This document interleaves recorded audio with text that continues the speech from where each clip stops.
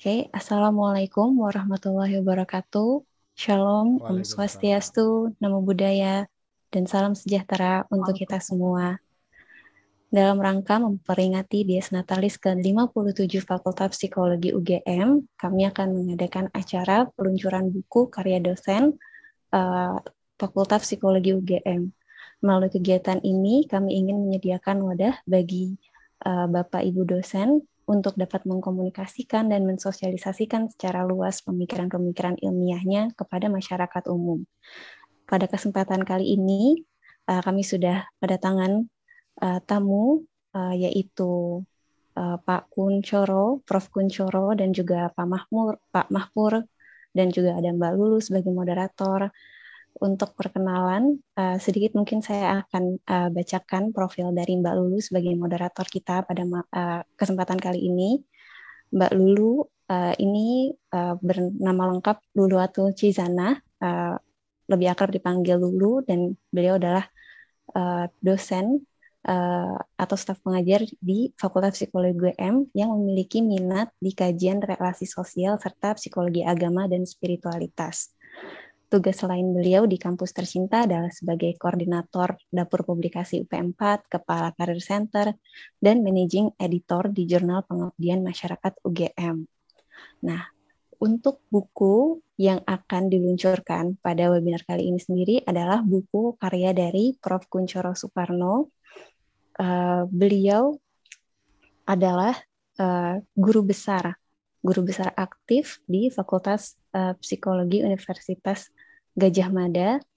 Beliau mengenyam pendidikan S1 di Fakultas Psikologi UGM pada tahun 1981, S2 Ilmu Perilaku di Universitas La Trobe, Melbourne, Australia, dan juga S3 di bidang pekerja sosial dan laninakan sosial Universitas La Trobe, Melbourne, Australia. Bidang ilmu yang beliau kuasai ada relasi sosial, psikologi sosial dan keluarga, penelitian kualitatif, kebijakan dan perubahan sosial, pelacuran bencana alam, anak jalanan dan grassroots, serta perencanaan dan pengembangan komunitas. Beliau ini juga aktif sebagai psikolog, profesi psikolog, dan memiliki keanggotaan baik di APA, American Psychological Association, HIMSI, asosiasi deklarator pendiri, dia juga ada deklarator dan pendiri dari Asosiasi Psikologi Forensik Indonesia, dan juga anggota Asosiasi Seksologi Indonesia, dan juga anggota dari Masyarakat Demografi Indonesia. Beliau telah banyak menerbitkan karya ilmiah ataupun publikasi, yaitu berupa 65 jurnal, 40 proceeding, 7 buku, 7 chapter buku, dan juga 5 hak kekayaan intelektual. Nah, begitu banyak hasil karya buku yang juga ataupun publikasi yang telah beliau hasilkan. Nah, salah satunya yang akan diluncurkan pada kesempatan kali ini adalah buku beliau yang berjudul Metode Pengasuhan Anak. Buku ini juga beliau tulis bersama dengan Pak Mahpur, yaitu seorang pengelola prodi magister psikologi UIN Maulana Malik Ibrahim Malang. Beliau juga merupakan alumni dari S3 Fakultas Psikologi UGM dan memiliki bidang peminatan dan keahlian di psikologi sosial dan pengembangan studi kualitatif. Nah, setelah dibacakan profil dari para penulis dan juga moderator kita pada malam ini, langsung saja waktu dan tempatnya saya persilahkan kepada Mbak Lulu untuk menyampaikan gambaran tentang buku yang akan diulas pada malam ini dan juga memulai diskusi nantinya dengan para penulis-penulis kita. Silahkan Mbak Lulu untuk waktu dan tempatnya dipersilahkan. Baik, terima kasih Mbak Hanifah.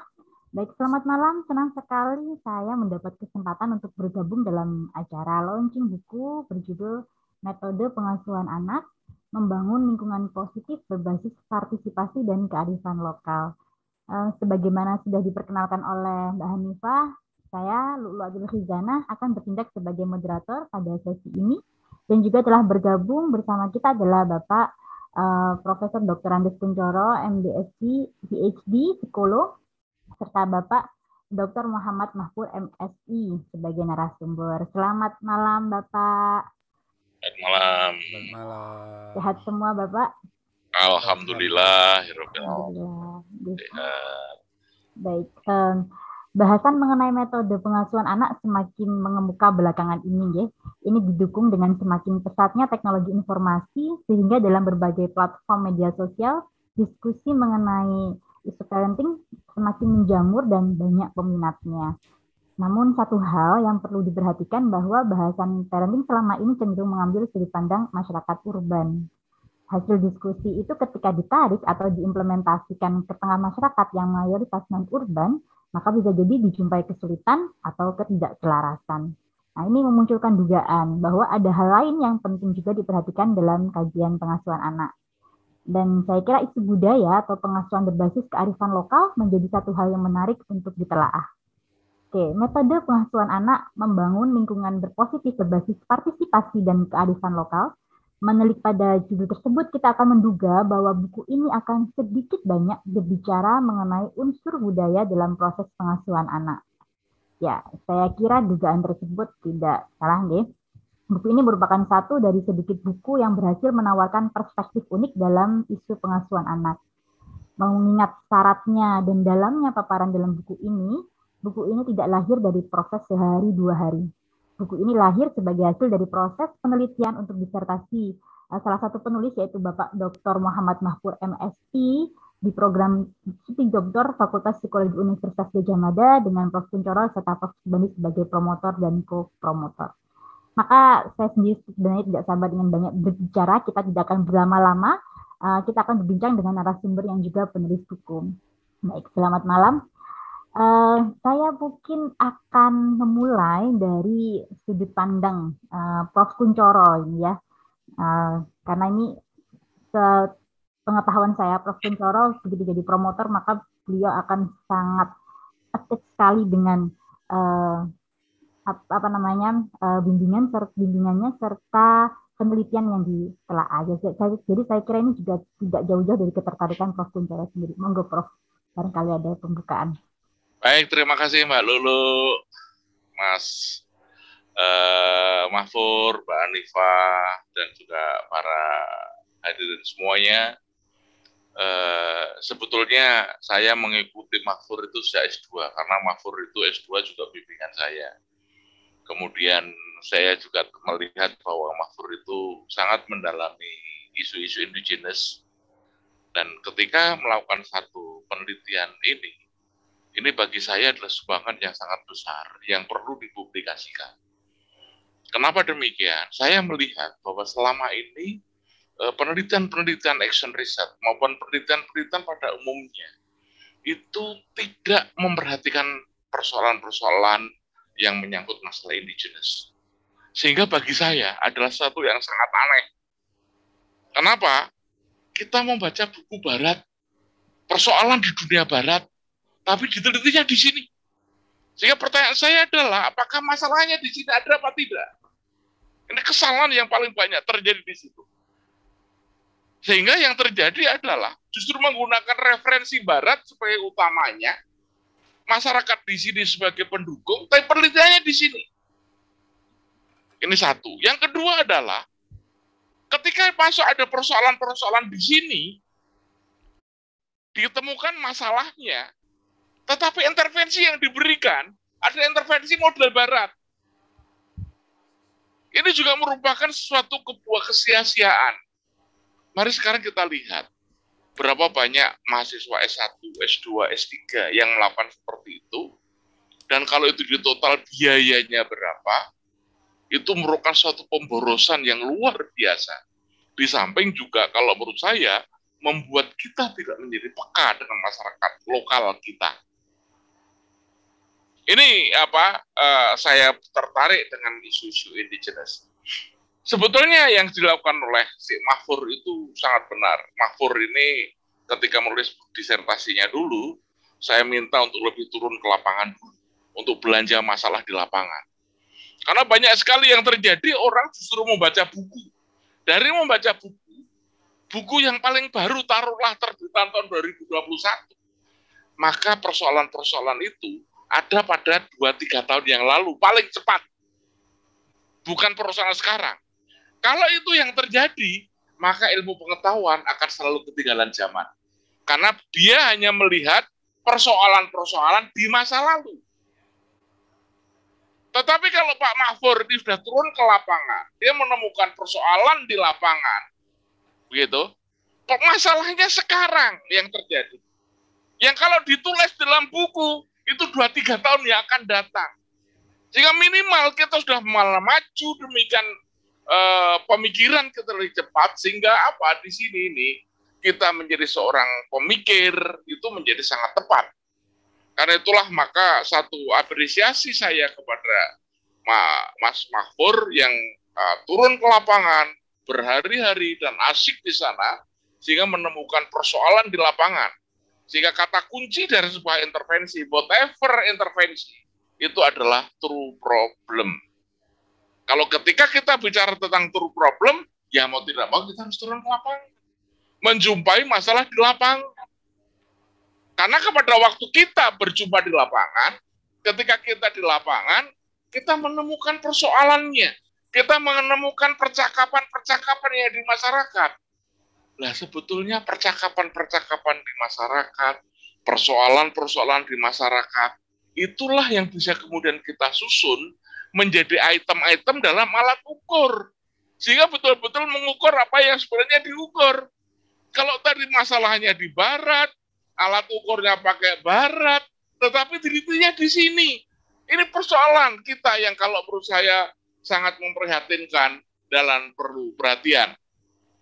Dan Mahfur banyak melakukan kegiatan untuk itu. Dan tadi saya merevisi yang disampaikan oleh pengantar Mbak Neva tadi, buku ini sebetulnya karya Pak Mahfur. Saya sebagai dosen, sebagai pembimbing, karena kebetulan mau tidak mau juga perannya di sini, dan saya juga ingin mempublikasikan buku ini, karena ini buku yang sangat istimewa di mata saya. Karena sekali lagi saya katakan, persoalannya adalah persoalan di lapangan dan betul-betul terjadi.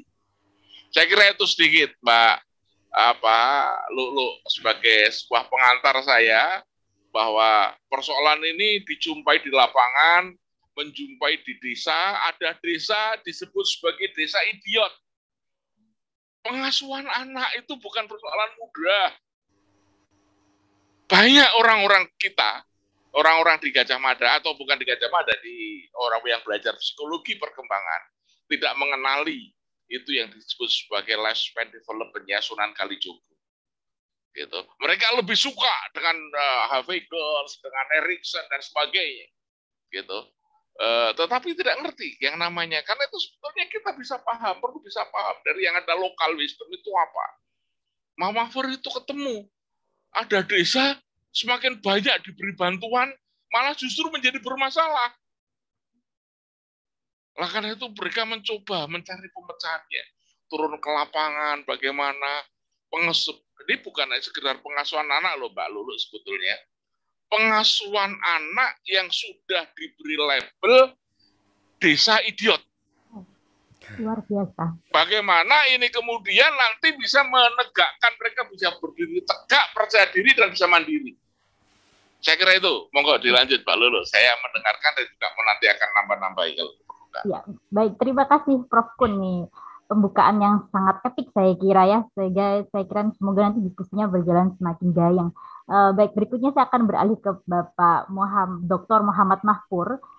Saya akan mengulas sedikit background beliau. Jadi beliau ini lahir di Tulungagung pada tanggal 5 Mei 1976 dan memperoleh gelar sarjana SAG dari Sains Sunan Ampel Malang yang sekarang berganti nama menjadi UIN Maulana Malik Ibrahim Malang pada tahun 1999.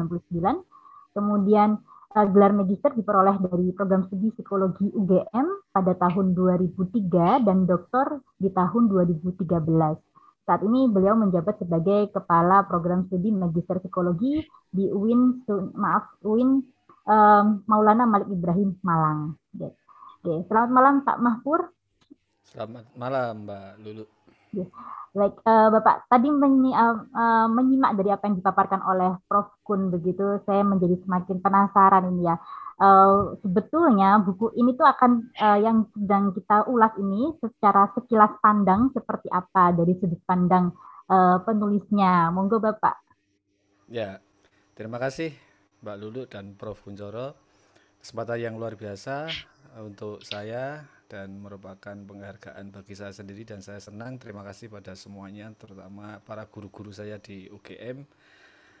Sama seperti yang disampaikan Prof. Kuncoro bahwa upaya mendengarkan masalah yang sebenarnya itu adalah upaya yang terlibat penuh, yang itu saya berusaha untuk membebaskan dari pengaruh-pengaruh hegemoni ilmu pengetahuan, sehingga keterlibatan saya menjadi keterlibatan penuh, meskipun itu tidak bisa dipungkiri sih bahwa stock of knowledge kita memang sangat kaya dari hasil-hasil pembacaan literatur, namun itu akan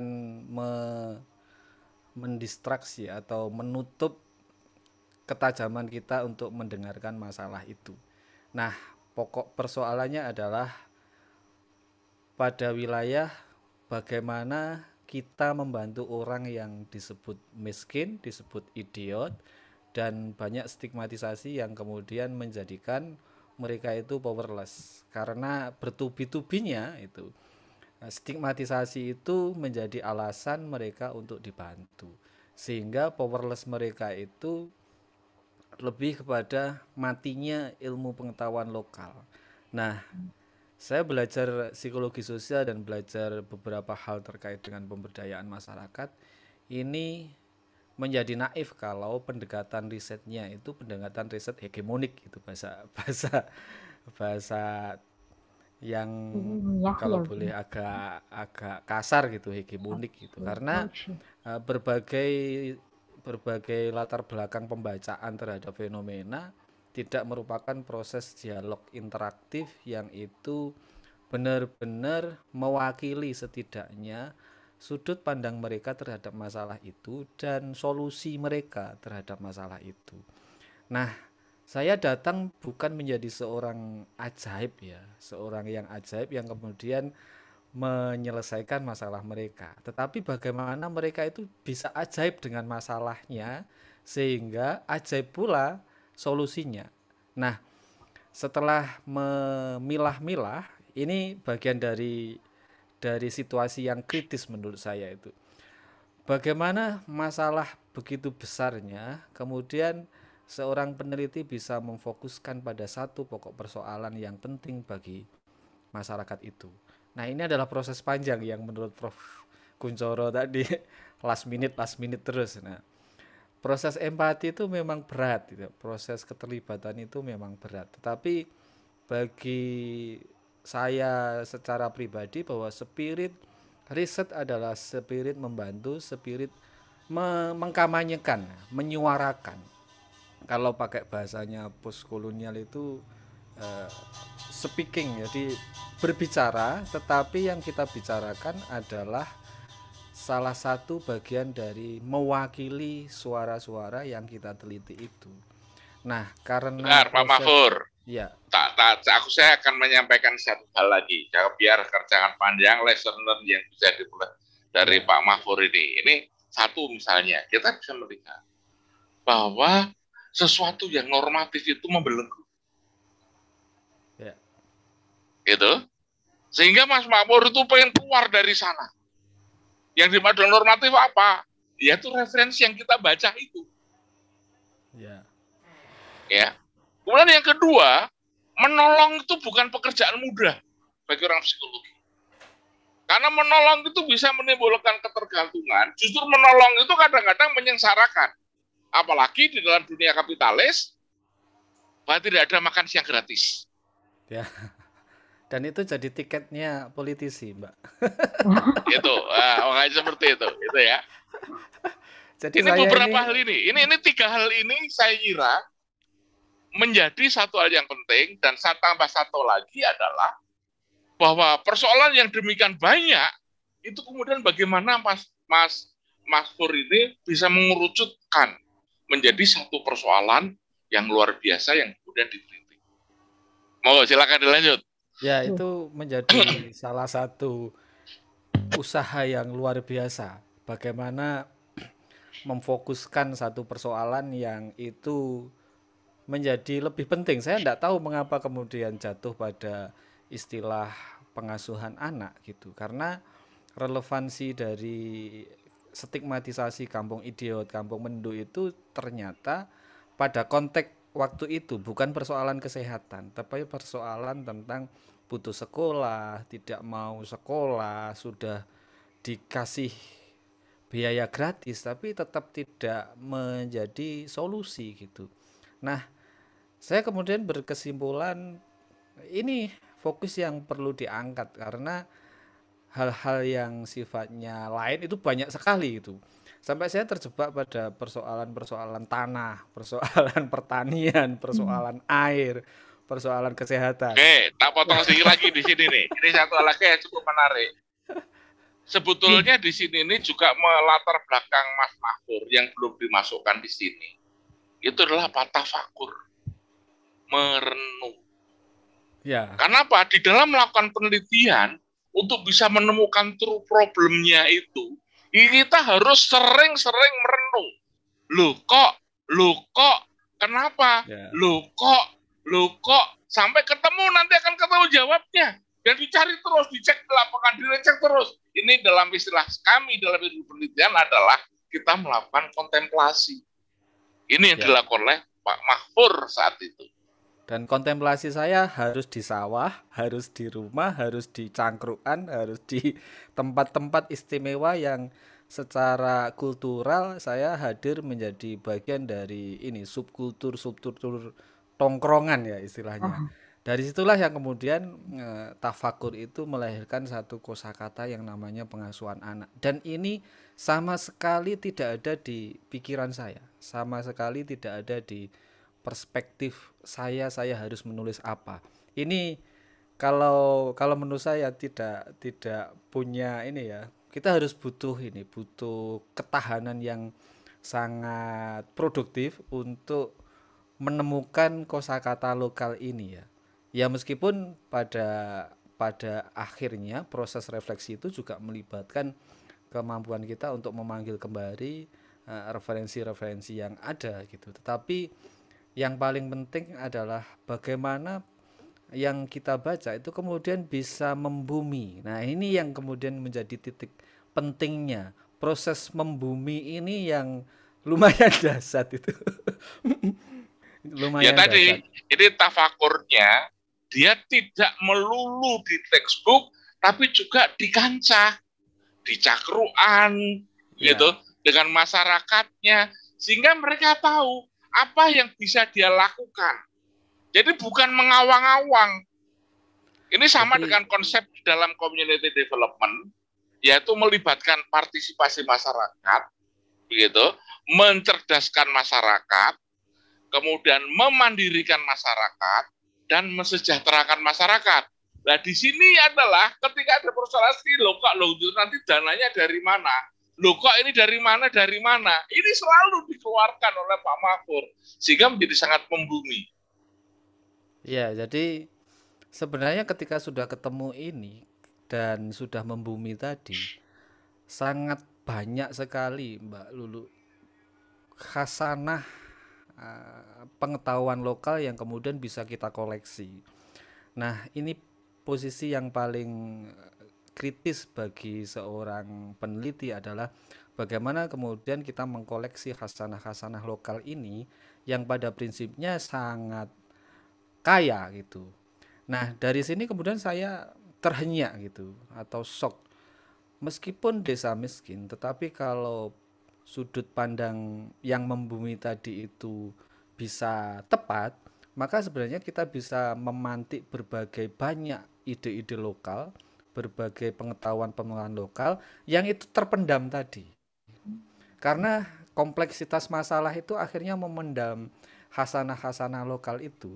Nah, disinilah kemudian kearifan lokal itu adalah khasanah lokal yang relevan dengan pengasuhan anak itu apa?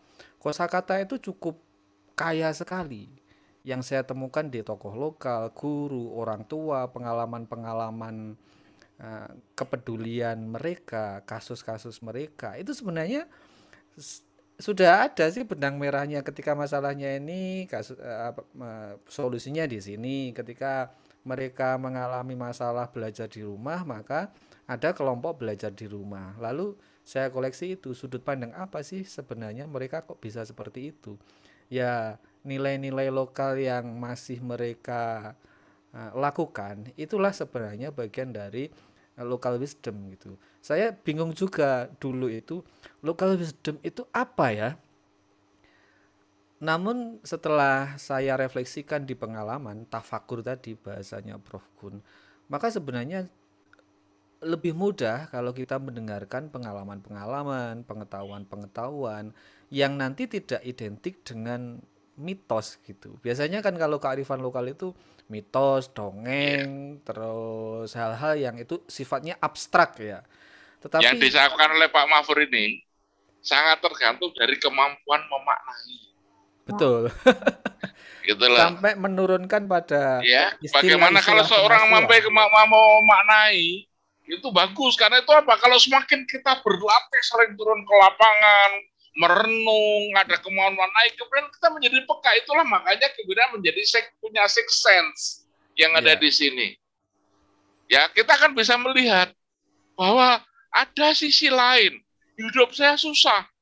Ketika hidup saya ini susah, maka mau tidak mau resilien saya ini akan tinggi. Saya akan menemukan hal-hal yang lain yang mungkin tidak pernah orang mengalami, gitu loh.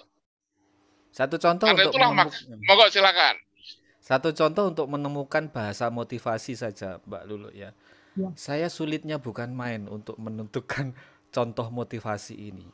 Bagaimana sebenarnya di masyarakat miskin itu kan banyak sekali motivasi-motivasi internal yang itu sangat banyak kita temukan dalam pengalaman-pengalaman hidup mereka. Contohnya saja dalam bertani. Mereka itu mau menghutang dan berkorban demi untuk menjaga agar pertanian dalam waktu 3 bulan ke depan itu panennya sukses. Nah, bahasa inilah yang kemudian saya temukan, Bapak Ibu, mengapa Bapak Ibu itu lebih optimis pada tumbuh-tumbuhan ketimbang pada anaknya gitu. Oh, ya. Mengapa Bapak Ibu itu gak bisa berkorban pada anak-anaknya sehingga tidak mengalahkan pengorbanannya itu sama tanaman, kredit sepeda dan lain sebagainya, rumah. Kalau yang itu gitu bisa hutang, itu motifnya apa gitu? Semangatnya apa Bapak Ibu gitu? Ya itu nekat Pak, tekad Pak. Loh, berarti pengasuhan anak ya butuh nekat dan tekad. Kemudian telaten, optimis. Nah ini sebenarnya ini local wisdom nilainya. proses tadi, betul. proses permanaan itu kalau Jadi kita tidak merenung memanai tadi. Lah inilah proses ini di seorang peneliti pada akhirnya harus nyampe di situnya gitu loh. Sehingga tidak pada wilayah hegemonik tadi, parenting misalnya ini harus begini, Bu. Enggak. Kita butuh untuk tadi memaknai perjumpaan-perjumpaan apa yang kemudian kita bisa tempelkan dalam proses pengasuhan anak itu. Nah, itu lahir dari refleksi dari itu tadi involvement, jadi keterlibatan budaya sehingga kita bisa terampil memaknai apa ya kosakata yang kemudian bisa kita angkat untuk istilah-istilah pengasuhan anak. Nah, itu adalah salah satu bagian yang menurut saya kalau memotivasi orang dengan bahasa kita sendiri, maka itu external language ya, bahasa eksternal, dan itu tidak melekat di dalam proses pemberdayaan. Tapi kalau kita kemudian bisa mencari kosakata apa, pengalaman-pengalaman apa, tinggal kemudian kita tambahi pemanaan analogi ya istilahnya, itu menganalogikan dengan peristiwa serupa yang pada akhirnya mereka sudah ingat. Nah, ini kan nggak bisa, Mbak, diukur gitu kan nggak bisa, tapi direfleksikan dan dimaknai, kemudian didialogkan. Proses ini akan sangat tidak membantu kalau itu pendekatannya kuantitatif.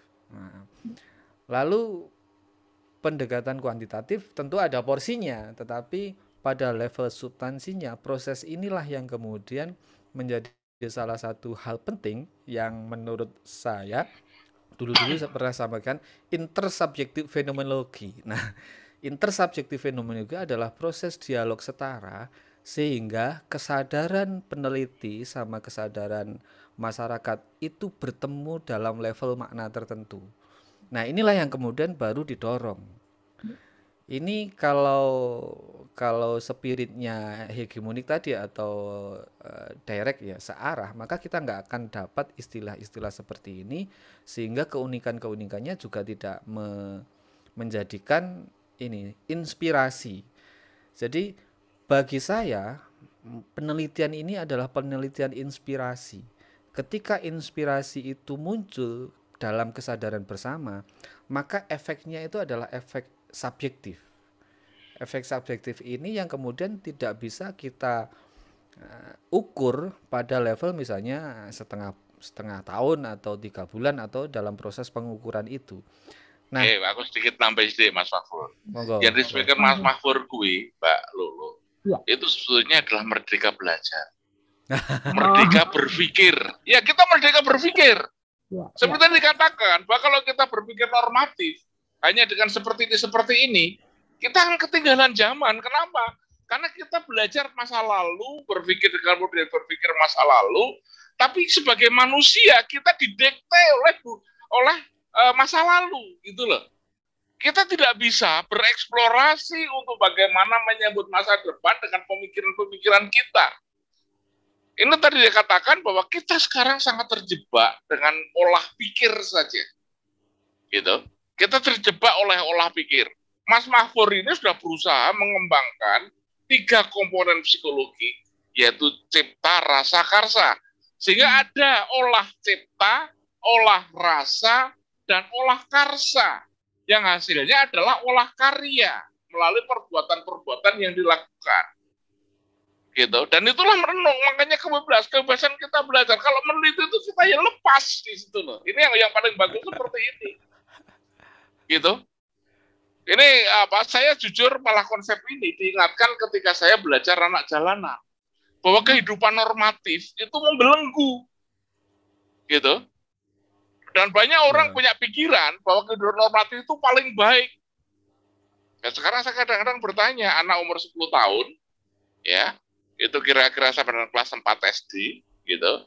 Anak kelas 4 SD yang masih sekolah dengan anak jalanan umur 10 tahun yang di jalanan, kreatif mana? Gitu. Kita kan bisa melihat dari seperti itu. Makanya pada pembelajar seperti ini, kita lepaskan pemikiran-pemikiran kita, konsep-konsep kita, dan justru teori barat itu kita gunakan sebagai referensi, mendukung yang ada pada kita, bukan sebagai yang utama. Monggo, Mas Mahfur. Ya, jadi spirit itulah yang selalu didengungkan oleh Prof. Kuncoro, yang kemudian saya ini cari-cari. Ini gimana ya cara menerjemahkannya itu? Jadi spirit itu yang kemudian saya harus berjuang sebagai mahasiswa ya tentunya untuk berani mengambil inisiatif mandiri untuk tadi menjadi kreator teori. Ini lebih mungkin terlalu dasar. Kreator teori itu bagi saya adalah perjuangan akademik di level S3. Saya niatnya itu begitu, sehingga upaya saya dengan waktu yang saya kira juga tidak pendek di S3, perjuangan saya adalah bagaimana menjadi kreator teori sehingga proses-proses itu kemudian menjadi monumen atau pilihan ya di antara berbagai metode yang menurut saya kaku, yang mana kemudian kekakuan itulah yang menjadikan pendekatan-pendekatan untuk pemberdayaan masyarakat itu rejected ya, terjadi penolakan sehingga nggak masuk inspirasinya. Jadi yang paling penting adalah membangun mentalitas itu adalah proses dialektika ini yang saya sebut sebagai intersubjektif fenomenologi adalah inspirasi-inspirasi yang kemudian menghujam di masyarakat gitu. Nah, inilah peran seorang peneliti kemudian membangun inspirasi-inspirasi itu. Dan proses membangun inspirasi itu adalah culture sense itu. Jadi sense kita terhadap budaya, baik itu bahasa, perilaku, kemudian distribusi manfaat atau hal-hal yang terkait dengan perilaku positif itu yang kemudian menjadikan kita membantu mendelivery kembali. Jadi saya kumpulkan suara lokal, kemudian saya wadahi bersama mereka, kemudian kami di sini kemudian mendelivery kembali. Loh, kita itu punya hasanah yang luar biasa. Makanya itu ada namanya sangu ake. Sangu ake itu adalah ake itu kan ini ya Satu ake itu. ya. Ya. Ya. Jadi itu kekuatan Tolong dijelaskan dulu sangu ake iki apa? Jangan lompat. Jadi sangu ake itu adalah sekolah rakyat ngasuh anak sing becik. Kemudian wah ini kayaknya Pak, Bu, ini disingkat sangu ake bagus ya. Wah iya Pak, gak apa-apa, enak itu gitu. Lah ini proses ini kan menarik menurut saya. Penamaan itu ya harus merefleksikan tadi kesadaran bersama. Ya Pak, ini sangu ake. Ya oke. Nah, sangu ake mungkin idenya dari peneliti, tetapi proses penerimaan yang inspiratif tadi ini menjadikan milik bersama. Sehingga kalau itu menjadi peninggalan adalah peninggalan inspirasi, bukan hanya sebatas pada perubahan perilaku terkini gitu. Saya tidak terlalu berharap berlebih dalam proses perubahan perilaku itu. Tetapi ketika saya dapatkan makna-makna yang terjadi pada orang tua, maka disitulah inspirasi-inspirasi itu tumbuh gitu. Nah ini saya kira tidak akan sulit, terlalu lama menurut saya kalau itu diukur, dan saya menjadi orang yang ragu terus ya, karena pendekatan interpretatif itu adalah pendekatan yang menurut saya dari segi peneliti itu bisa dihayati dan kemudian ngena gitu. Tapi kalau menjadi eksploit dari kata-kata atau kalimat kunci perilaku sepertinya kok nggak mengena gitu loh. Maka ya pendekatan ini bisa menjadi salah satu penguat bagaimana proses pemberdayaan masyarakat, proses untuk mendorong perubahan-perubahan kognitif atau perilaku itu memang salah satunya menurut saya bisa menggunakan pendekatan participatory action research, karena ini Prof Kun sama Mbak Lulu, pendekatan partisipatif terutama beberapa hal yang terkait dengan praktek-praktek misalnya yang telah dilakukan itu kehilangan local knowledge-nya. Iya. Targetnya adalah Mas, perubahan perilaku. saat turun kebablasan coba mundur maju lagi ketika kita melihat masalah di desamu yang kamu lihat itu seperti apa. Nah, kemudian dari situ kamu turun ke lapangan gini, kemudian ada ide sangu ake. Tapi masalahnya yang di lapangan itu apa? Gitu dulu. Sebelum itu saya ada pertanyaan juga Prof Kun. Ini yang penasaran bagi saya adalah bagaimana Pak Mahfur itu kemudian mulai masuk ke desa tersebut. Artinya kemudian pertama menemukan atau tertarik ke kajian itu kan saya malah penasaran ke situ dulu. Nanti kemudian kita akan bahas tadi sebagaimana disampaikan Pak Kun tentang latar belakang desa dan seterusnya. Bagaimana Bapak? Silakan, Mahfur langsung dijawab. Mulai masuk. Ini sebenarnya proses tidak sengaja, tetapi dalam media massa waktu itu memang agak rame tentang kampung idiot itu. Nah, setelah saya bersama mahasiswa hadir di situ, ternyata proses pembangunannya sudah muncul begitu. Tetapi orang lokal itu merasa gini, Pak, merasa capek dan kemudian sudah mulai merasa dijadikan instrumen atau alat, objek. Jadi saya kemudian baru menyadari, iya ya, mengapa ya orang ini dibantu tapi dia berkeluh kesah merasa apa yang selama ini dibantu tidak mendapatkan sesuatu yang bernilai positif perubahan itu. Selalu yang terjadi adalah masalah baru. Nah, karena bantuan itu selalu analisis asesmen kan asesmen masalah begitu loh, asesmen masalah itu. Nah, akhirnya saya nimbrung ke ini kelompok di situ itu sudah ada kelompok ini, kelompok pemberdaya masyarakat. Itu sudah ada namanya. Forum Sitorami Bangkit gitu kalau itu. Nah, saya kemudian loh ini sudah ada hal seperti ini, tetapi mengapa mereka pada akhirnya seperti collapse gitu ya, powerless ya. Pada akhirnya ini inspirasi masuknya di situ. Oke, sekarang kita berdiskusi, sekarang kita ngobrol, kita FGD gitu kalau bahasa bahasa kita gitu. FGD, apa sih sebenarnya hal-hal yang kemudian menjadikan kita lebih penting gitu.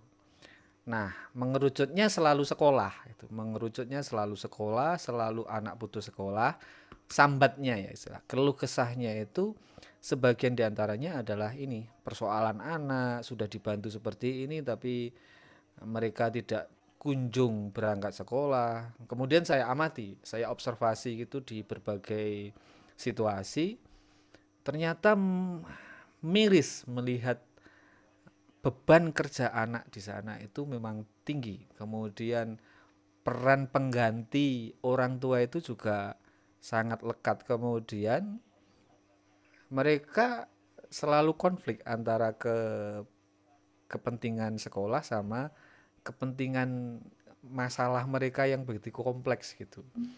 Nah, bantuan-bantuan cukup banyak, termasuk di situ ada model sekolah inklusi di situ. Ini di Ponorogo itu sangat terkenal waktu itu. Nah, saya kemudian mulai masuk pada true problem yang nyata.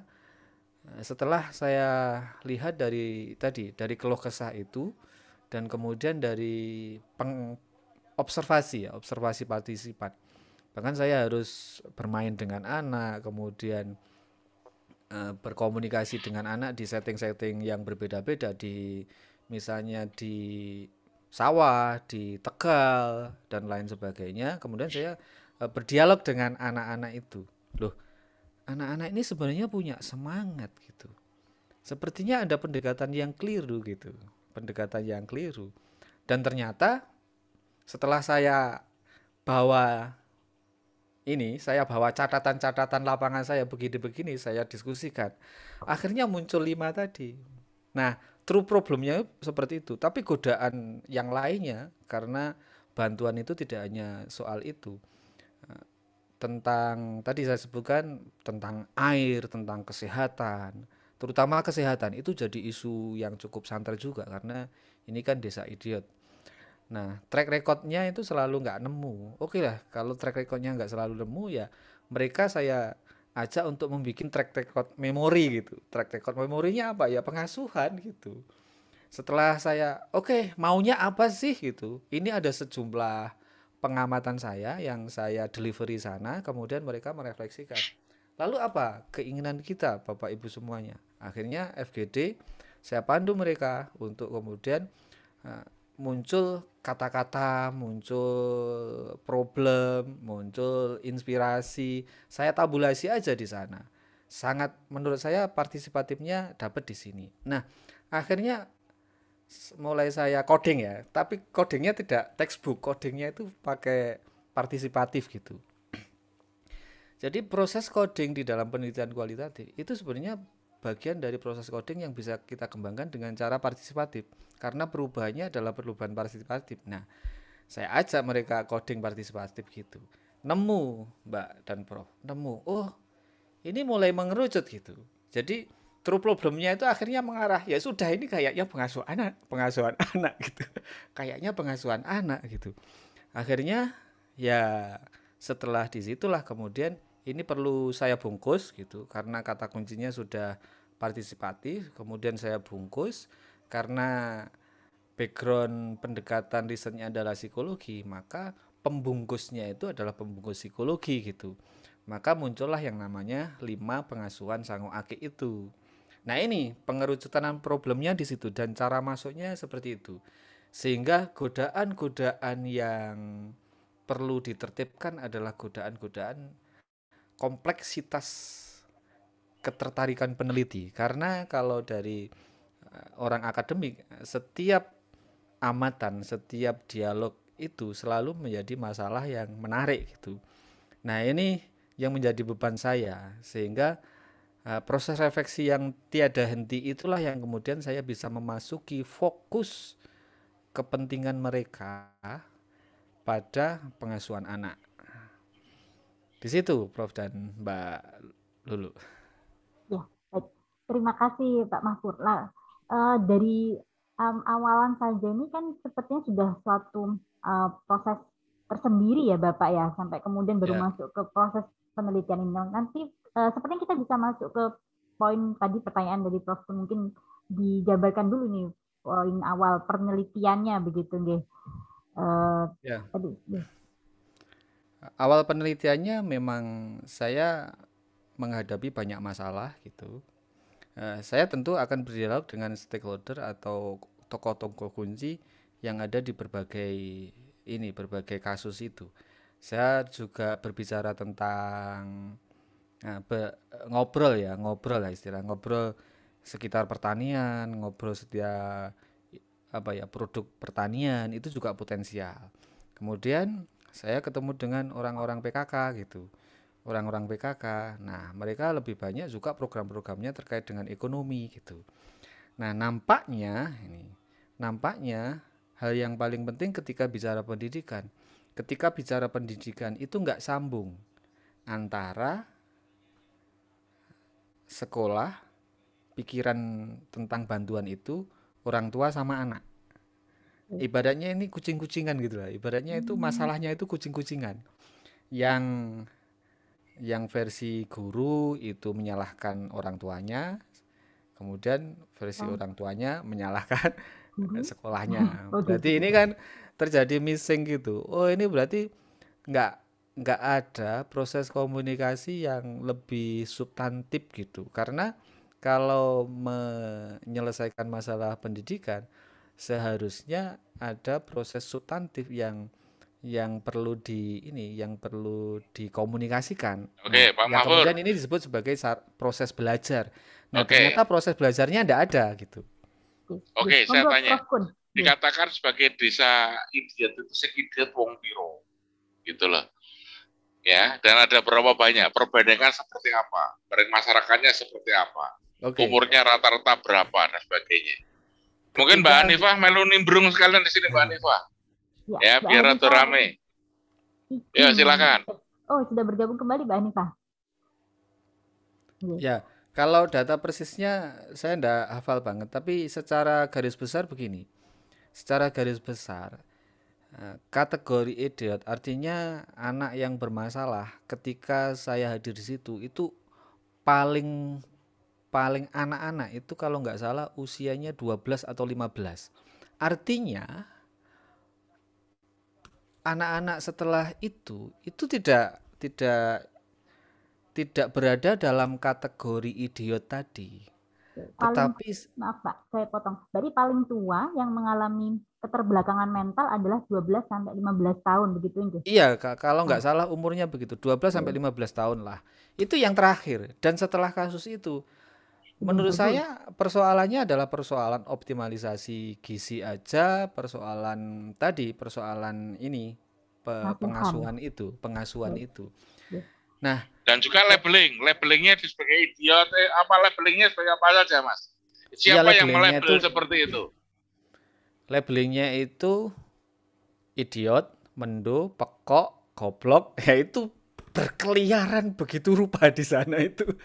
Jadi kata-kata idiot itu menurut saya ya kata-kata, kalau idiot dari luar ya, idiot lebih pada pemberitaan. Kalau mendo, goblok, pekok dan lain sebagainya itu adalah kosakata yang hilir mudik gitu di telinga saya. Itu levelnya RW, kampung, kelurahan, kecamatan atau apa, Mas? Kecamatan. Bahkan coba sekarang Anda bayangkan, dalam satu kecamatan kata-kata pendidikan anak goblok, mendo dalam satu kecamatan seperti itu, bergaung seperti itu. Gitu, labeling yang seperti itu. Ini kalau saya sesuatu yang luar biasa gitu loh. Itu disampaikan oleh guru atau masyarakat setempat ini sudah melabeli anak mereka seperti itu, Pak? Kalau di masyarakat lebih pada kata-kata ini ya, kata-kata misalnya anak itu sudah dituturi ya, susah dinasihati, maka akan automatically itu muncul ancen arek pekok gitu, Oh, ancen pekok arek goblok. ya. Tapi kalau idiot itu sepertinya adalah narasi-narasi media. Baik, Narasi-narasi baik. media yang kemudian lebih banyak viral lah kalau hari ini tuh viral gitu, idiot gitu. Kalau Hmm. mendo, goblok, pekok itu narasi-narasi lokal atau kebiasaan-kebiasaan tutur lokal ya, tutur lokal yang sangat hilir mudik menurut saya di telinga saya. Dan ini tidak satu kecamatan loh, Prof. Ada kecamatan lain loh itu. Itu Jadi mau saya dan Daerah kecamatan ya. gitu. Itu luar biasa. Ya, Ayo Hanifah masuk di sini. Kamu mau ikut silahkan Mbak tanya-tanya di Hanifah. sini, Mbak Ya. Hanifah. Saya lanjut lagi ya, Prof. Dan Pak Mahfur. Tadi dikatakan ada semacam konflik kepentingan dan dalam situasi antara misalnya ada figur pengganti pengasuh, kemudian dengan dikatakan beban kerja anak berat gitu. Jadi mungkin saya malah ingin mendapat penjelasan gitu ya, bagaimana konstelasi masyarakat di sana. Artinya anak itu berarti sudah bekerja di usia yang sangat dini atau bagaimana, kemudian orang tuanya tidak langsung berinteraksi dengan anaknya dalam keseharian atau bagaimana? Jadi ini sebenarnya proses kritis bagaimana kalau kita lihat agak memihak sana. Ini sebenarnya protes masyarakat terhadap penyelenggaraan pendidikan yang kurang familiar dengan kehidupan mereka begitu. Baik. Nah, kalau misalnya mereka itu kan sehari-hari anak itu tidak lepas dari peran pengganti orang tua ya. Banyak sekali momong, gendong, memanggul adiknya, Baik, baik, memanggul baik. adiknya, Ngomong dan adiknya, momong gitu. lah bahasanya Ya, momong. ngomong. Itu banyak saya jumpai di sana gitu. Dan ketika saya tinggal di situ, saya hampir sehari-hari melihat itu. Sehingga kesempatan untuk sekolah dan lain sebagainya selalu direbut itu. Direbut dengan peran-peran pengganti itu.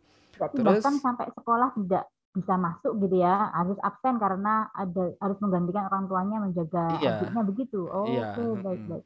sehingga sulit memang bagi sekolah untuk kemudian mendisiplinkan ini kalau tidak ada sistem yang bagus yang mewadahi semuanya itu gitu. Terus kemudian pekerjaan-pekerjaan berat itu juga terjadi di anak gitu. Seperti ini, kuli batu, Oke. kuli batu, kemudian mengambil air.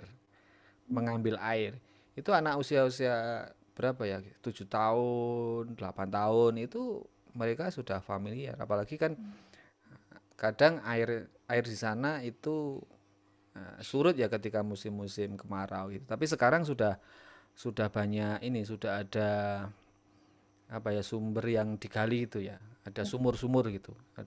Sudah dibor itu. Sekarang Artinya, sudah sangat berbeda. ya, artinya kondisi saat itu adalah keberpihakan orang tua gitu untuk kepentingan pendidikan anak itu memang sangat minim sekali Udah. begitu ya, ya sangat rendah gitu. Nah, tadi sebelum sesi ini saya sempat searching juga tentang desa apa namanya kampung tadi disebut kampung idiot begitu ya. Nah, kejutannya adalah di tahun 2018 ini sudah berkembang menjadi kampung wisata lagi begitu. Nah, ini kan saya pikir Nah, wah ini Bapak melaksanakan penelitian 2013 ya. Semoga ini memang kan ada kontribusi juga ini ya karena yang sudah pernah dilakukan setidaknya pernah memberikan apa ya mengajak masyarakat kemudian memiliki kesadaran untuk lebih memperhatikan pendidikan anak di sana begitu ya Bapak. ya, itulah yang saya sebut inspirasi, Mbak Lulu. Jadi, letupan perubahan itu lahir dari inspirasi yang barangkali akan berbeda bentuknya gitu. Nah, memang saya sebenarnya tidak hanya melakukan ini, tidak hanya melakukan pendekatan pada pengasuhan anak, tapi di sisi-sisi yang lain seperti menghargai potensi lokal, kemudian ada pohon yang rindang, yang kemudian di situ saya dorong seorang tokoh agama itu memaksimalkan sebagai tempat belajar. Dulu sudah ada ini proses, kalau sekarang itu desa wisata, tapi dulu belum ada kan istilah desa wisata itu. wisata. Pokoknya ini jadi Baik. pusat bermain anak-anak, pusat belajar anak-anak. Jadi di situ tuh ada Oke, kegiatan menanam. rada runtut juga. Kakak. Artinya, gitu, setelah tahu bahwa desainnya seperti ini, gitu. Nah, sekarang dilakukan intervensi apa saja yang dilakukan, gitu. Intervensi apa saja. Dan salah satunya sekarang berkembang dapat ada intervensi dari desa wisata, gitu loh. Ya. Ya, gitu. Artinya diberi intervensinya apa, metode apa yang dikembangkan, monggo silakan. Oke, intervensi yang saya kembangkan adalah tadi sekolah rakyat ngasuh anak sing becik. Itu adalah proses belajar sistematis yang ilmunya itu lahir dari kesadaran bersama.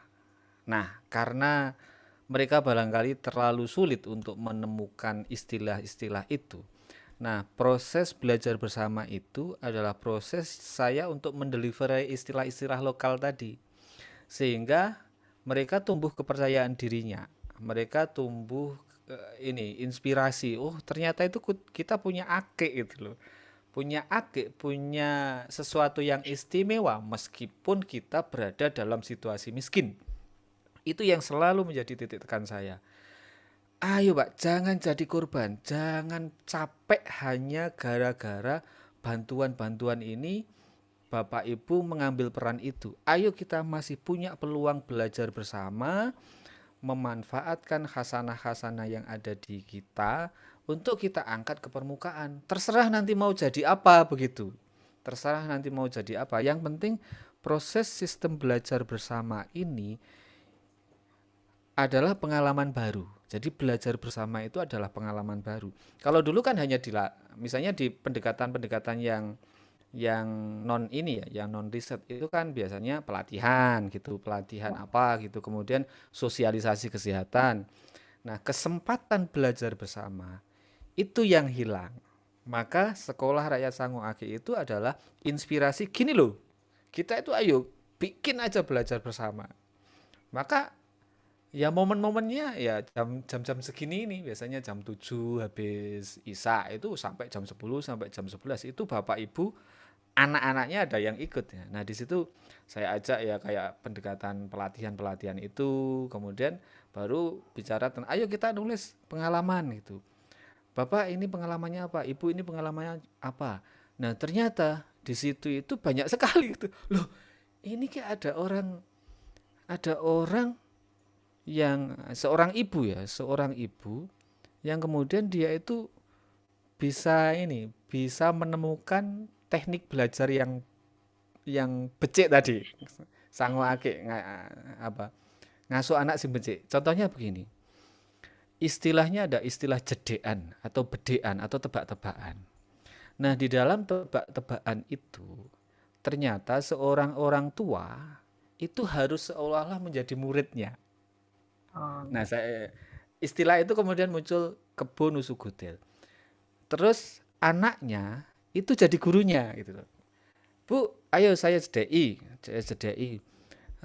Anaknya sapi itu apa, Bu? Nah, begitu. Ya, ini begini. Jadi bermain peran itu hal yang unik yang saya temukan. Loh, ini harus dikampanyekan ini. Ini harus dikampanyekan pada banyak orang tua bahwa sebenarnya mereka punya ake-ake yang bertebaran itu. Nah, itulah proses intervensinya. Iya, itu ditemukan oleh partisipan. Artinya Bapak menggali apa yang sudah dilakukan partisipan di situ, gitu, Pak.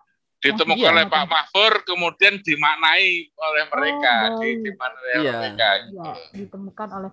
Oke, yang menarik bagi saya adalah bagaimana kemudian kan Bapak mengajak malam hari ya jam 7 sampai jam 10 dan para partisipan itu berkenan begitu. Itu kan saya kira Bapak sudah berhasil mendapatkan trust dari masyarakat gitu.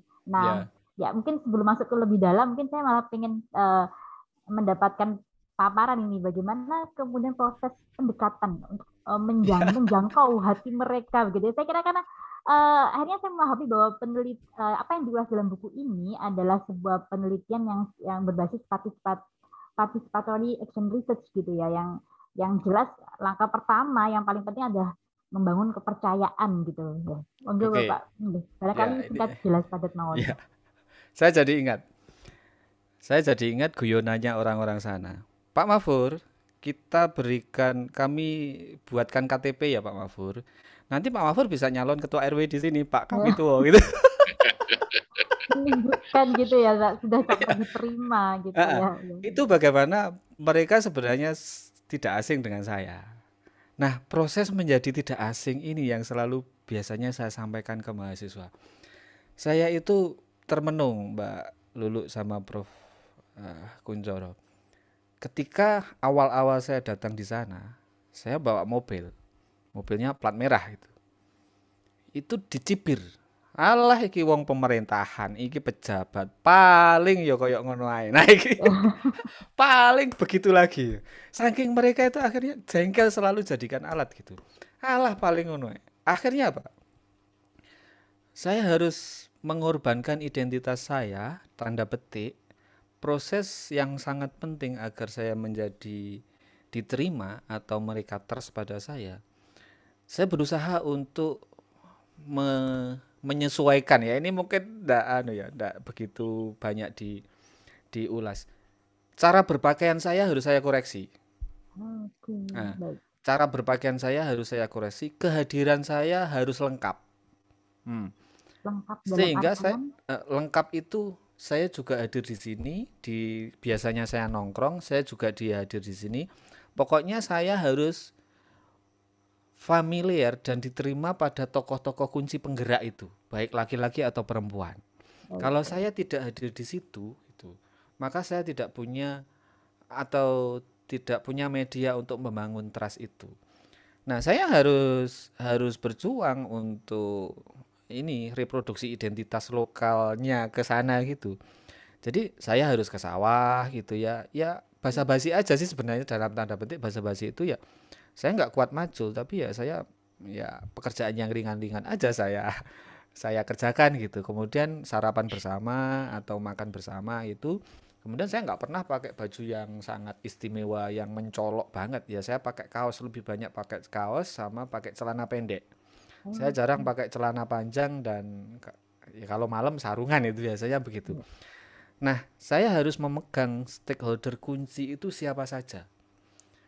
Nanti saya akan nemukan siapa orang yang paling kritis yang biasanya sering menolak, dan saya harus menemukan bahasanya Rum Simatupang itu sekutu.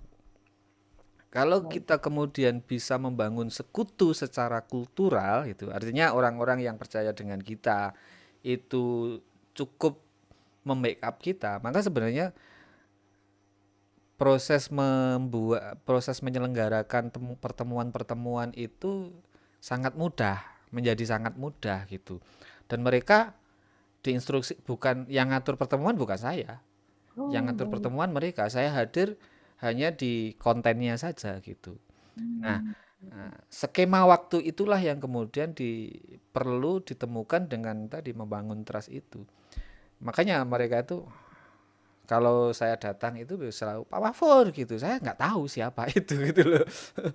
Jadi identitas kita itu sudah viral di sana gitu. Berapa lama Bapak sampai bisa seperti itu? Artinya proses Bapak masuk ya, kemudian mulai untuk menerapkan tadi ya programnya yang Batu Akik. Saya hitung kalau nggak salah 7 tahun Pak.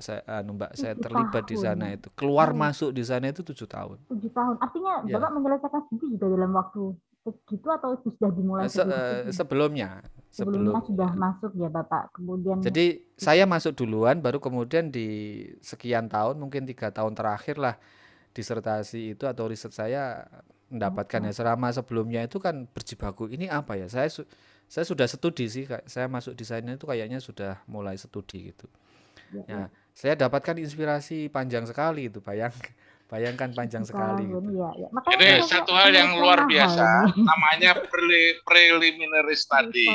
Ya. Jadi kalau kita mau turun ke lapangan dulu, melakukan preliminary study dulu, baru kita tahu dari itu, kita olah dari preliminary study itu. Betul. Moga dilanjutkan.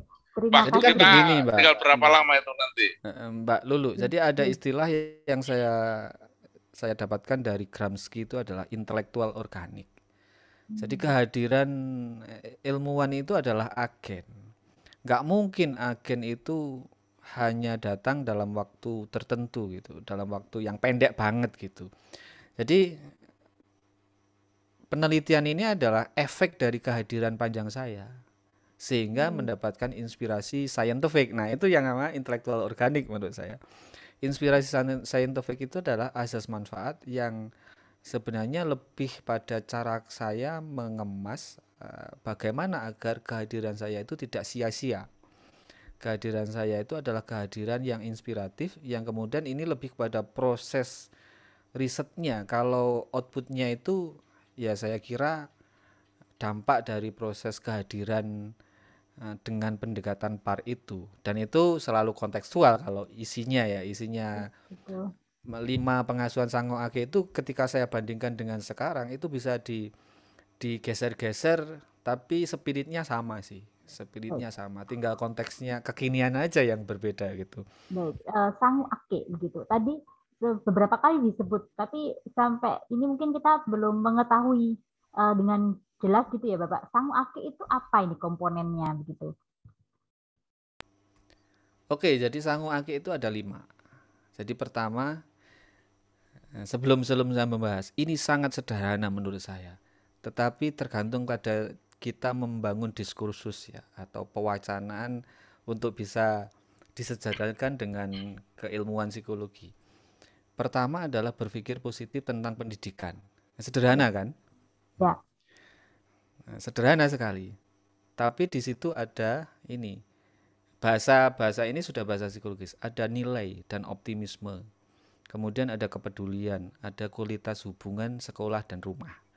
Nah, ini kan sebenarnya secara kalau kita sering mendebatkan ini kan biasa. Tapi biasa ini adalah akiknya mereka. Jadi meskipun biasa, tetapi ini true problem, menjawab true problem itu.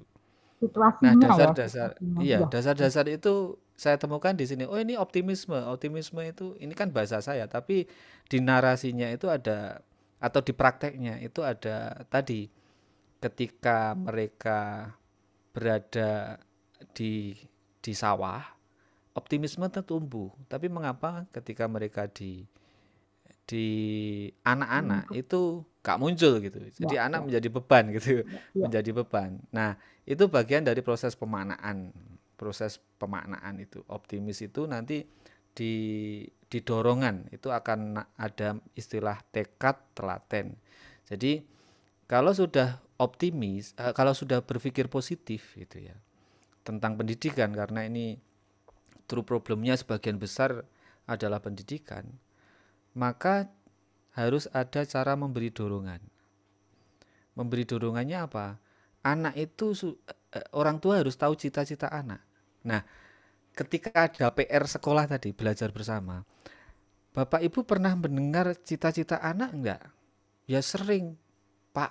Apa cita-cita anak-anaknya Bapak Ibu semuanya? Oke, jangan dibahas di sini sekarang, atau PR-nya ya. Coba besok membawa gambarnya anak-anak terkait dengan cita-citanya. Nah, itu terkait dengan cita-citanya.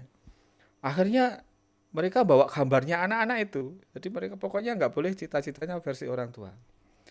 Nah, baru kemudian ayo kita sekarang lihat semuanya ya cita gambarnya.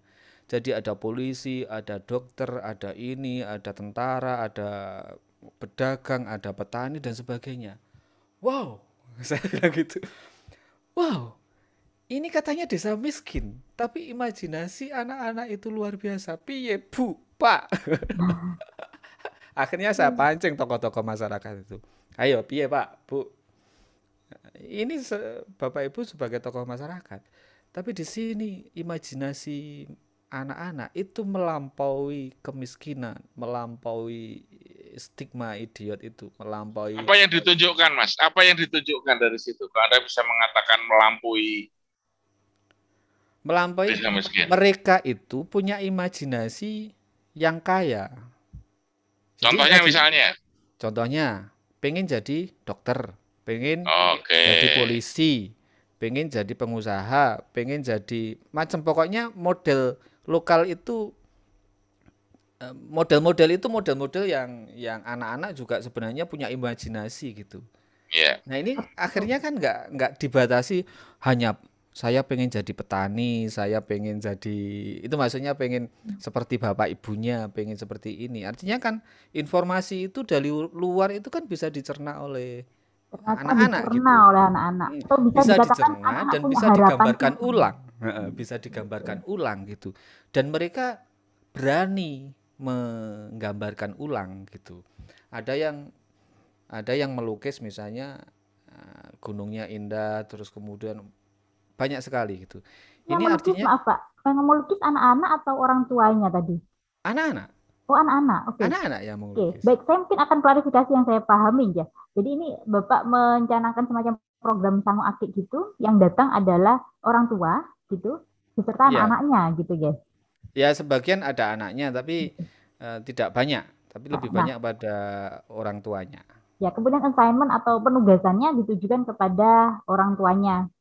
Ya, ada Ya, penugasan-penugasan. Terus ada ya, lagi itu sudah clear ya, artinya ya. melampaui. Jadi imajinasi anak-anak itu melampaui sektoral tadi.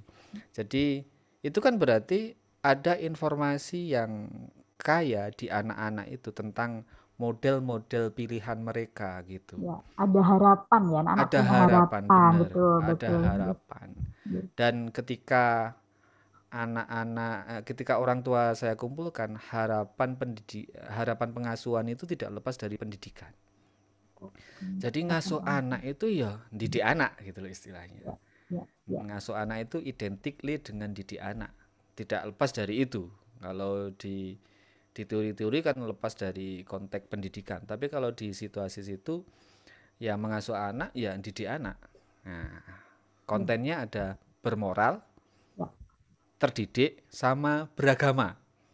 Bermoral, terdidik, Nah, dan bermoral, beragama. terdidik, Nah, beragama. beragama, Oh, beragama. agamanya Jadi boleh tahu Bapak apa di sana mayoritas? mayoritas Muslim. Mayoritas Mayoritas Muslim. Muslim, cuman Muslimnya bervariasi gitu. Oke, baik, baik. Nah, saya itu agak ini Bapak, ketika menyimak judulnya itu saya pikir adalah semacam metode, kan judulnya ini adalah metode pengasuhan anak begitu ya. Ya seperti Iya. tadi Bapak sampaikan gitu. Itu kan judul yang atau istilah yang muncul itu juga dari hasil refleksi panjang begitu.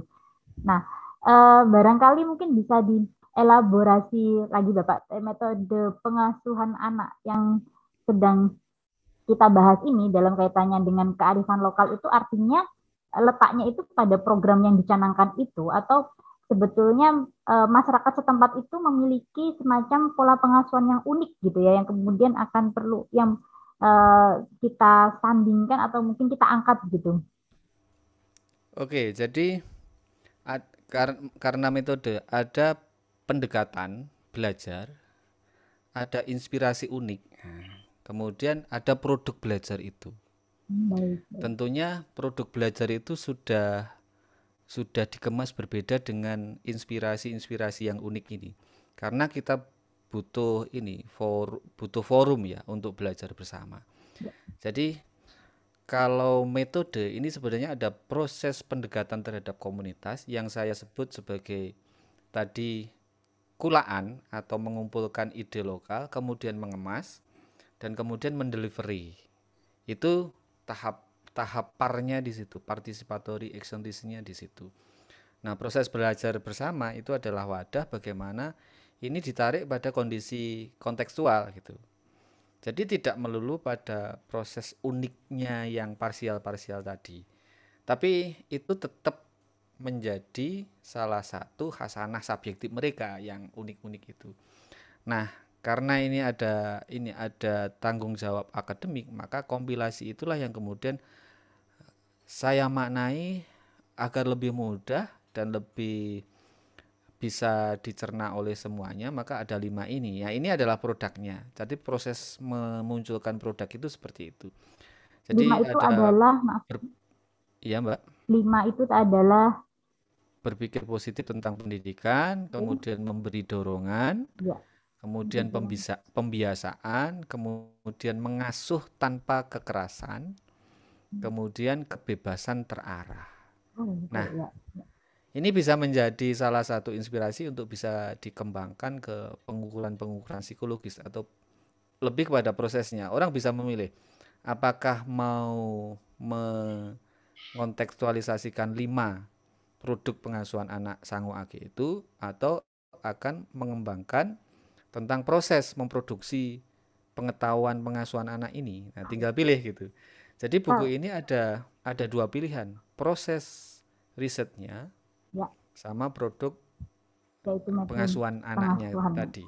Kalau kita bisa bicara implementasi yang lebih luas dari tadi 5 konsep yang sudah dijabarkan begitu, apakah ini juga akan cocok gitu ya diterapkan di luar apa namanya setting tadi ya penelitiannya di desa atau kampung idiot atau mungkin ya katakanlah di masyarakat secara umum begitu Bapak. Bagaimana potensi untuk implementasi lebih luasnya? Ya, contohnya kalau berpikir positif tadi sudah memberi dorongan. Tahu cita-cita anak. Nah, sekarang konteksnya adalah merdeka belajar. Merdeka belajar itu adalah proses belajar yang berfokus pada bagaimana motif internal anak itu terfasilitasi. Jadi kalau saya kontekstualisasikan pada waktu itu, mereka sudah bicara tentang cita-cita anak. Kemudian kerja keras atau tekad. Saya kemudian ingat pada bukunya siapa itu yang berjudul Grit itu. Jadi orang pinter itu kalau tidak punya tekad kerja keras itu juga suksesnya bisa tidak menjamin kesuksesan. Jadi orang pinter tapi kalau tidak ada tekad kerja kerasnya itu juga akan diragukan lah untuk sukses di kemudian hari. Jadi proses itu. Kemudian telaten itu kan salah satu konsistensi untuk resilient terhadap kendala, hambatan, dan ini sangat penting bagi semuanya menurut saya, bahwa ujian orang tua itu adalah telaten dalam pengasuhan anak gitu. Nah, karena terjadi perbedaan sudut pandang ya antara keinginan anak sama keinginan orang tua. Kalau tidak telaten itu biasanya terjadi konflik gitu. Nah, telaten di sana adalah ya kita itu telaten karena di sana kan ada figur orang tua yang mondokkan anaknya, yang punya pendidikan itu kan juga ada. Nah, kemudian dari situlah mereka menyebut sebagai istilahnya itu telaten itu ya. Kalau kita punya semangat tapi nggak telaten ya percuma gitu. Sama dengan mendidik anak, kalau nggak telaten ya tidak akan berujung panjang. Karena ini problem putus sekolah itu seperti problem yang kayaknya menghantui mereka. Contohnya begini, mereka ngirim anak-anak itu ke pondok, tapi pada akhirnya karena telaten itu tidak menjadi motivasi dalam mendorong itu, meskipun gratis ya, akhirnya itu orang tuanya itu gini, ya wes lek kerasan ya wes balik aja di omah gitu loh. Kalau ya ini menghantui gitu. Nggak ada resiliensi ya. Nggak ada resiliensi. Misalnya emosi mereka itu lebih cepat kepanggil karena ya di rumah ya wes di rumah atau ya wes kerja aja lek Kak. Jadi selalu seolah-olah itu menarik, aduh pulang begitu. Pendidikan Sampai tertinggi di sana pada apa, Pak? apa? Pendidikan tertinggi di sana masyarakatnya. Ada yang sampai Sebenarnya bervariasi, Mbak. Yang sudah S1 itu ada, proses pendidikan S1 ada. Nah, ini yang menarik. saya jadikan agen-agen itu juga gitu. Baik, Salah sangat satunya terbantu ya juga. dengan ada yang seperti Ya, itu. dan di sana ada yang mahasiswa S1 itu inspiratif banget. Itu punya perpustakaan rumah begitu. Nah, inilah makanya saya harus nongkrong di ini untuk membangun trust itu. Jadi mereka menjadi kolaborator saya di sana. Tanpa itu saya kira sangat capek atau sangat berat untuk saya. Ya. Nah, contohnya itu. Kemudian yang ketiga adalah pembiasaan. Mereka di dalam proses pembiasaan itu begini. Kalau menasihati anak, sementara kita itu berperilaku kontradiksi dengan situasi saat kita menasihati, ya percuma Pak, gitu, bilang gitu. Jadi kalau menasihati le sinau gitu, maka mereka bersepakat mematikan televisi. Waktu itu belum ada HP, Ini konteksnya ketika mereka asik nonton televisi. Setelah maghrib mereka selalu nonton TV berjamaah gitu, grup gitu di kampung gitu. Nah, akhirnya ya mereka harus berdamai di situ. Nah, ini proses pembiasaan gitu, termasuk yang disebutkan di situ adalah keteladanan itu sama pembiasaan itu. Yo, istilah pembiasaan inilah kemudian menjadi salah satu poin penting dalam proses kedisiplinan di dalam belajar gitu. Kemudian mengasuh tanpa kekerasan, yang saya katakan tadi, pekok, goblok, mendo, itu hilir mudik di telinga itu. Diucapkan oleh orang tuanya ya Pak? Oleh orang tuanya. Oleh orang Jadi tuanya. itu kata-kata yang menurut mereka awalnya nggak masalah, tapi ketika wise mereka muncul, saya panggil, ayo dongeng atau apa. Akhirnya ada orang yang bicara, iya ya Pak, kita itu ingat kalau bahasa saya itu nyedakne ya. Nyedakne itu apa Prof? Nyedakne itu kata-kata buruk akan menjadi Mengutuk gitu Pak? mengutuk ya, kutukan. Nah, mengasuh anak tanpa kekerasan itu akhirnya ketemu metaforanya adalah kutukan itu, nyedakne kalau di sana. Akhirnya itulah yang menjadi kontrol diri dalam berucap gitu. Sehingga orang-orang yang sudah menyadari itu akhirnya mereka bercerita seperti ditekek Pak Mahfur gitu. Ketika saya itu ingat, kemarin di sekolah Sango Ake itu kalau kata-kata buruk yang kita produksi banyak itu sama halnya mengondisikan gitu. Ini NLP ya kalau hari ini mungkin NLP ya. Program anti kekerasan atau tanpa kekerasan itu adalah program doa, program kutukan itu dibangkitkan gitu. Ya, ternyata banyak. Dulu memang ingat Pak Mahfur kalau ada orang tua yang suka begini ya nanti kejadiannya anaknya seperti itu. Nah, monggo itu kan sebenarnya jenengan sudah familiar atau Bapak Ibu. Nah, itu salah satu kosakata yang kemudian muncullah mengasuh tanpa kekerasan.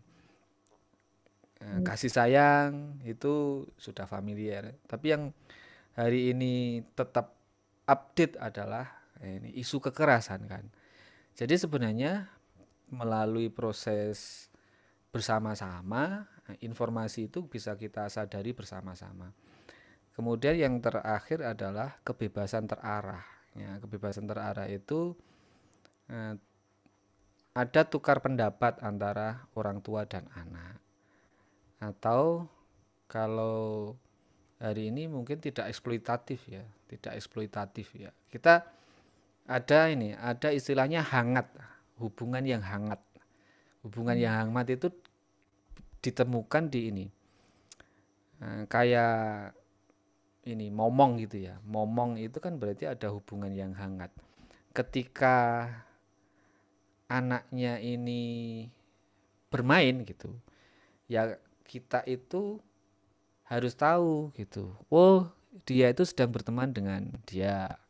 Kemudian sedang bermain di sana. Nah, mereka harus tahu situasi bermainnya anak itu di mana saja. Nah, ini bagian dari kebebasan terarah.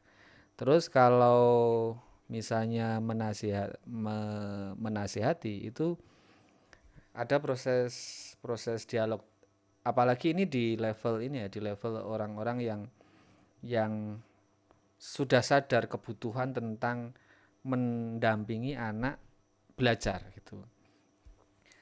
Jadi mereka akhirnya ada yang sadar bahwa pendampingan itu harus ada. Kalau ibunya sedang bekerja maka bapaknya, atau sebaliknya ketika bapaknya sedang bekerja, itu ibunya. Tapi peran yang paling banyak itu adalah di ibu gitu. Nah, kebebasan terarah itulah yang jadi bahasa yang muncul di sana dari pemaknaan bersama itu. Nah ini kayaknya relevan dengan sekarang kan ya masa pandemi di awal begitu, kemudian mungkin ada sebagian yang masih school from home gitu ya, ada pendampingan. Jadi saya kira mungkin program itu sebetulnya juga relevan sekali di masa pandemi ini ya Pak. Iya benar, ini kan Ya, konsep itu sangat ya. betul, sangat Ya, mewakili ini. Ruh apa Ki sebagai orang tua yang sekaligus menjadi guru, maka pengasuhan sangu ake sangat relevan menurut saya gitu. ya, Karena ini juga menjadi bagian dari ini tanggung jawab pendidikan orang tua gitu.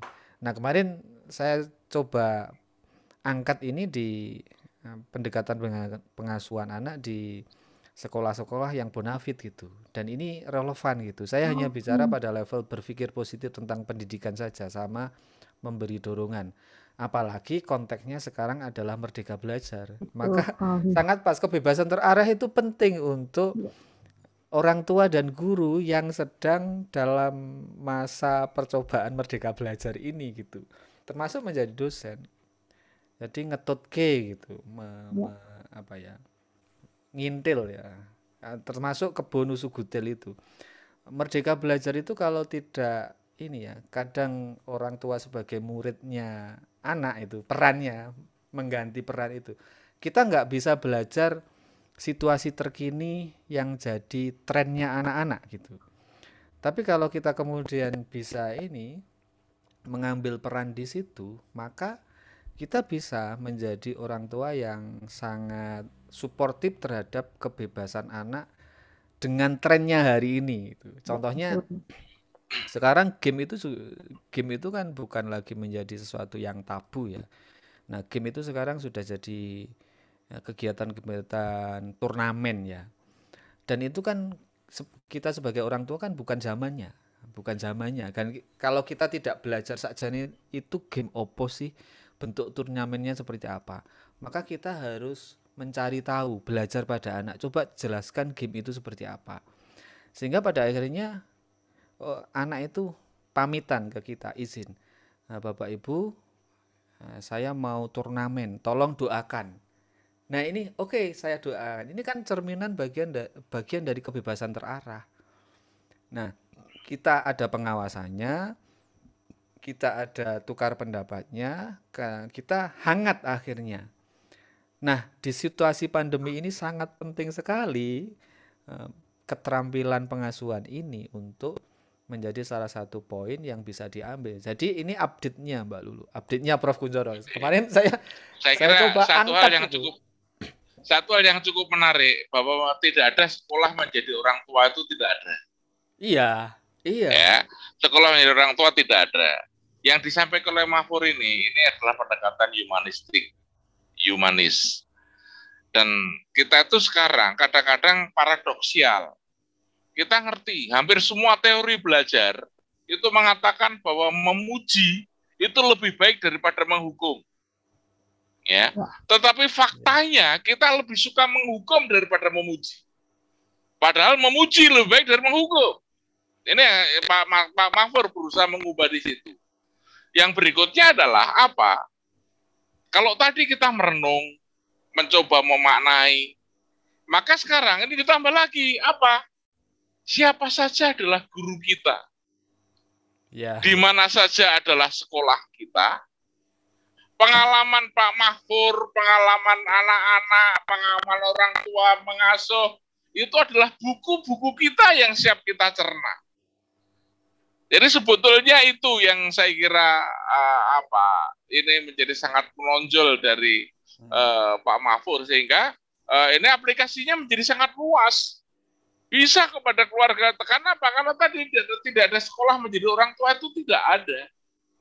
Begitu. Sehingga basic dari ini, makanya Pak Mahfur juga sang wakilnya itu kan sudah mendapatkan pengakuan untuk hak patennya. Lah itu sekarang tinggal dikembangkan ke dalam kehidupan yang lebih normal, pada kehidupan keluarga yang biasa, Karena menyongsong kehidupan ke depan yang barangkali lebih luar biasa, yang penuh ketidakpastian, ya. Ya.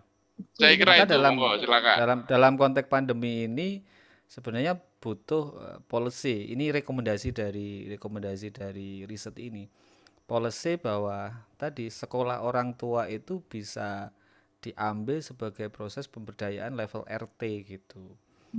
Nah, ini sangat tepat sekali ketika masa pandemi ini karena anak-anak, orang tua semuanya ada di rumah gitu. Ketika betul. dulu diskusi sama Prof. Kuncoro, saya sebut sebagai mikroorganisme. Jadi Ya. kita harus tetap menjaga mikroorganisme itu sebagai proses belajar gitu.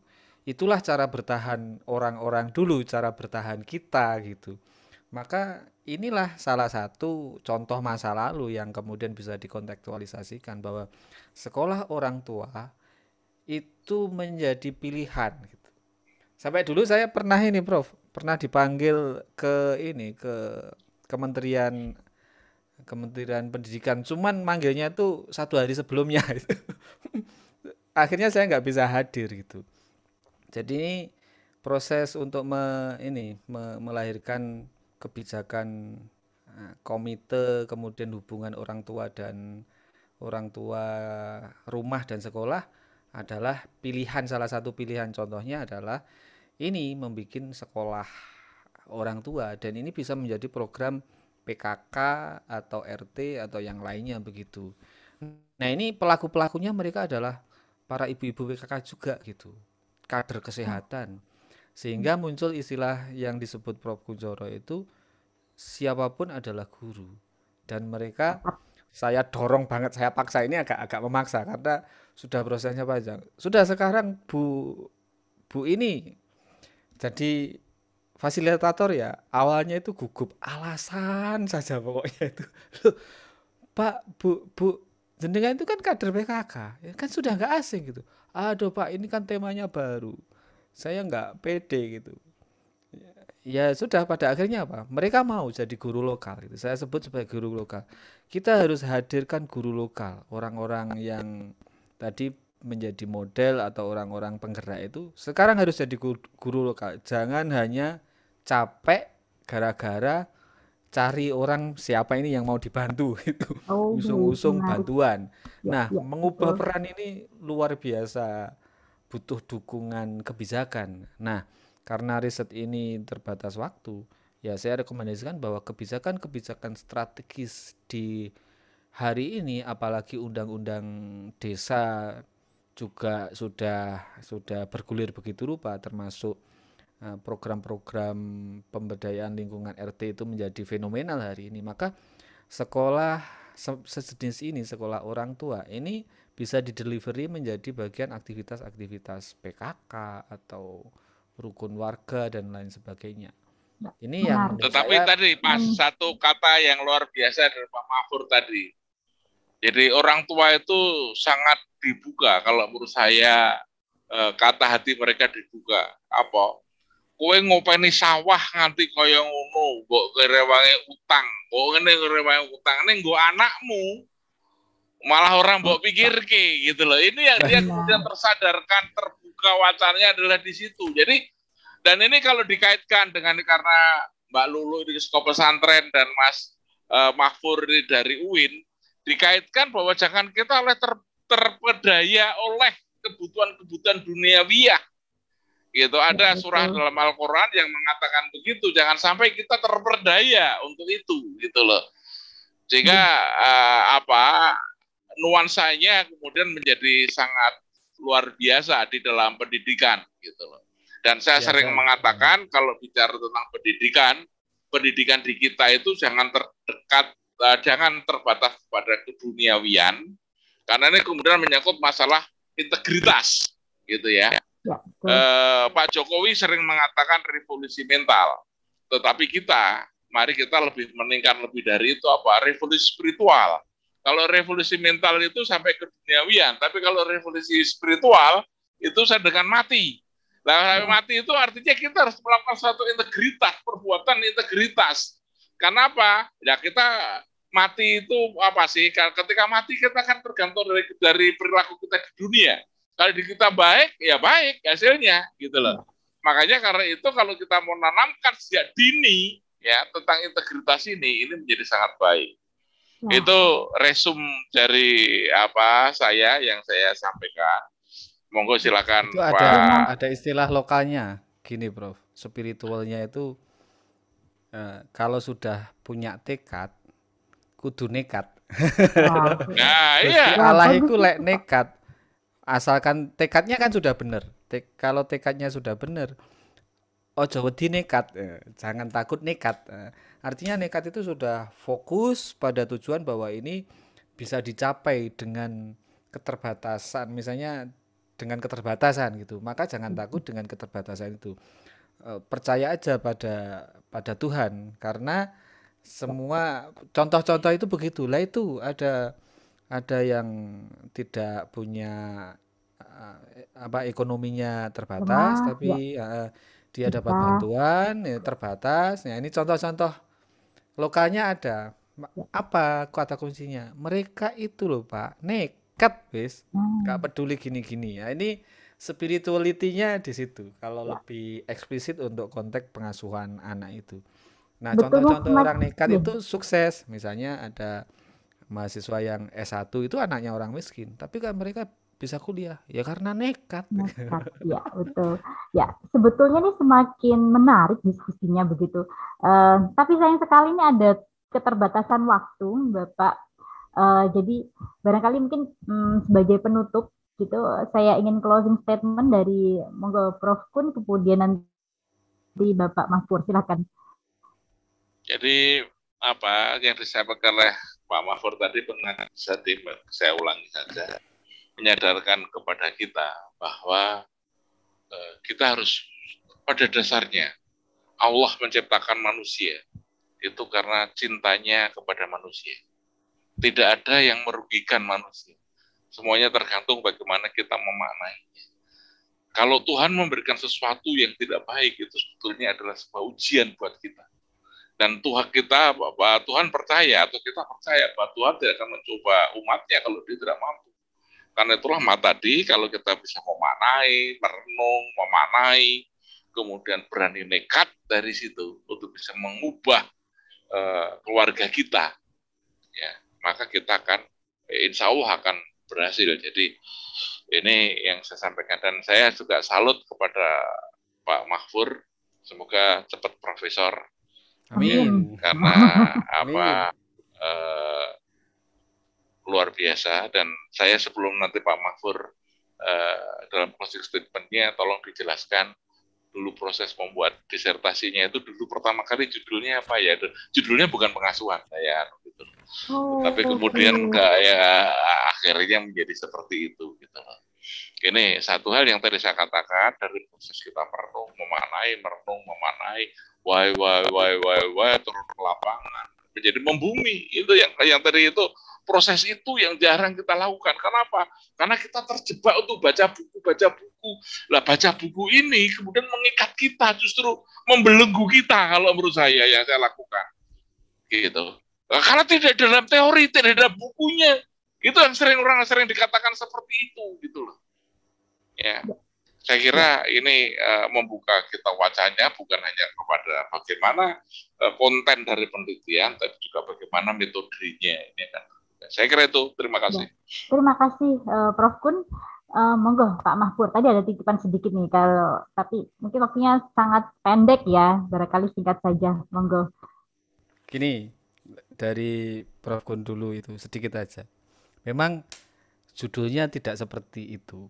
Judulnya itu kalau nggak salah community development apa gitu, Mbak. Nah, judul itu semakin pasti di penghujung di penghujung proses pengerjaan disertasi, sehingga kelek gitu. Nah, saya kok dilalah boleh gitu loh, saya juga kok dilalah boleh. Disebut istilahnya penemuan istilah pengasuhan itu proses panjang gitu ya, itu hasil refleksi macam-macam itu ya Pak. Betul. Jadi selalu ada kesenjangan budaya, Mbak dan Prof, antara peneliti dengan yang diteliti atau setting penelitian itu. Maka di dalam penelitian kualitatif adanya namanya fleksibilitas desain kan, desain yang fleksibel.